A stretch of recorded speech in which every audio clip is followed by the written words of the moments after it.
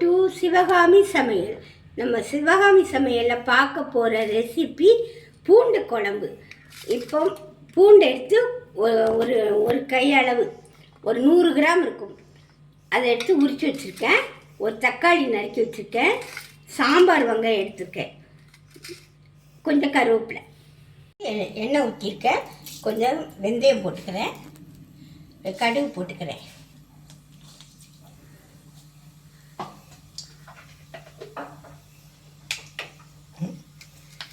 கடுகு வெடிச்சிட்டு கொஞ்சம் கருவேப்பிலை போட்டுக்கிறேன்.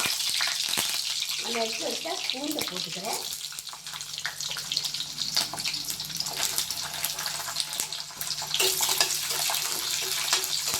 கொஞ்சம் வதங்கட்டும்.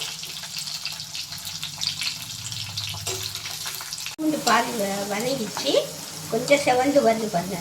இந்த டைமில் கொஞ்சம் வெங்காயத்தையும் போட்டு வதக்கணும்.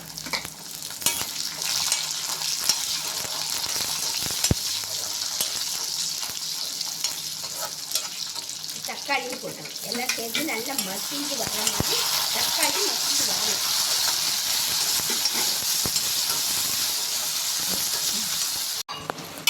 பாருங்கள், நல்லா மசிஞ்சிச்சு பாருங்கள். தக்காளி நல்லா மசிஞ்சு வந்துருச்சு. இந்த ஸ்டேஜில் நம்ம குழம்பு மிளகாத்தூள்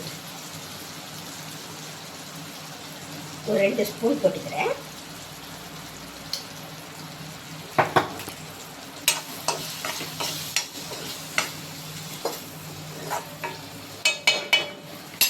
கொஞ்சமாக மஞ்சள்தூள் போட்டுக்கிறேன்.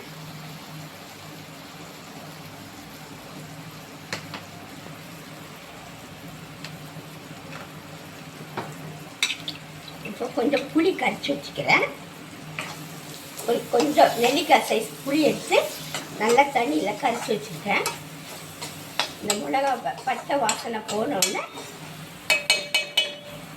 எடுத்து அதில் ஊற்றிடணும்.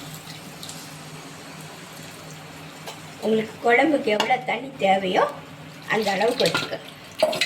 உப்பு போட்டு கரைச்சிட்டேன். இப்போ நல்லா கொதித்து வற்றி வரட்டும்.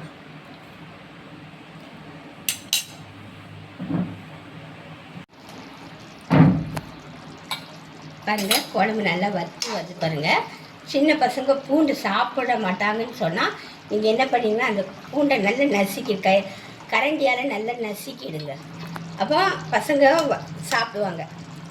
ஏன்னா சில பசங்க எடுத்து வச்சுருவாங்க, பூண்டை சாப்பிட மாட்டாங்க. பூண்டு அவ்வளோ உடம்புக்கு ரொம்ப நல்லதுங்க. வாய்வு தன்மை இல்லாமல் இருக்கும், வாய்வு போக்கும், வயிற்றுக்கு ரொம்ப நல்லது. இப்போ கொஞ்சம் தேங்காய் அரைச்சி ஊற்றிக்கிறேன். உங்கள் விருப்பம் இருந்தால் தேங்காய் போட்டுக்கலாம், இல்லை தேங்காய் போடாமலும் நீங்கள் செஞ்சுக்கலாம். இப்போ கொஞ்சம் கருவேப்பிலை போட்டுக்கிறேன். நல்லா கட்டி ஆகிடுச்சு பாருங்கள். இந்த ஸ்டேஜில் ஆஃப் பண்ண வேண்டியதான். உப்பு காரெல்லாம் பார்த்துக்க வேண்டியதான் எப்படி இருக்குன்னு. இப்போ என் பையன்கிட்ட கொடுத்து நான் பார்க்குறேன் எப்படி இருக்குன்னு சொல்லுவான்.